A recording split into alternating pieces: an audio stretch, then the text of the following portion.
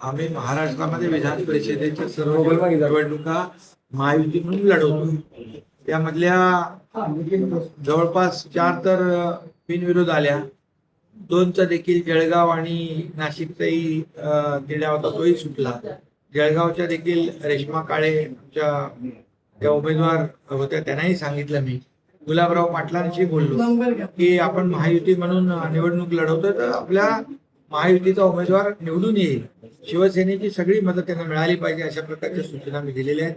शंभूराज देसाई आले होते, पालकमंत्री, त्यांची देखील बैठक महायुतीची होईल आणि त्या बैठकीमध्ये देखील चर्चा होऊन शेवटी महायुती म्हणून आम्ही निवडणूक लढवतोय.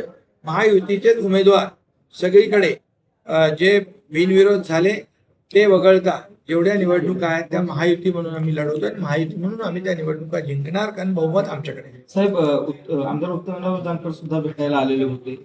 अधिकाऱ्यांनी तर पाठिंबा दिलेला आहे, सोलापूरमध्ये पाठिंबा दिलेला आहे. त्यामुळे मला वाटतं इथं महायुती म्हणूनच सगळे लोक एकत्र आहेत आणि आमच्याकडे महायुतीकडे बहुमत आहे. आणि त्यामुळेच या निवडणुका मी सुरुवातीलाच सांगितलं होतं की महायुती म्हणून आम्ही 17च्या 17 निवडणूक सुरुवातीला जेव्हा बिनविरोध व्हायच्या अगोदर आम्ही या सर्व निवडणुका जिंकणार, कारण बहुमत आमच्याकडे आहे. आणि त्यामुळे या निवडणुका ज्या बिनविरोध झाल्या त्या वगळता इतर निवडणुकांमध्ये महायुती जिंकली. साहेब, आज काही माध्यमांमध्ये बातम्या आलेल्या आहेत.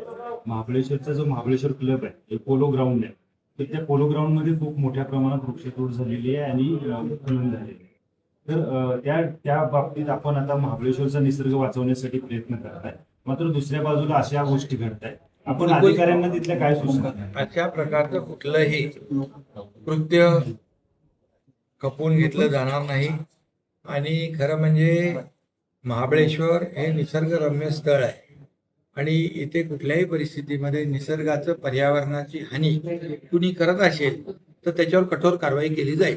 साहेब, शंभूराज देसाई तुम्हाला भेटून आल्यानंतर थोडीशी त्यांच्या युतीकडनं, भाजपकडनं बैठकांना बोलवण्यात येत नसल्याची नाराजी त्यांनी बोलून दाखवली होती. नाही, म्हणून ते बैठका आता होणार आहेत, त्यांच्या बैठका होतील आणि जे काही चर्चेमधून प्रश्न सुटतील, चर्चेमधून अनेक प्रश्न सुटतात, तसेही सुटतील. त्यामुळे काही चिंता नसावी. धन्यवाद.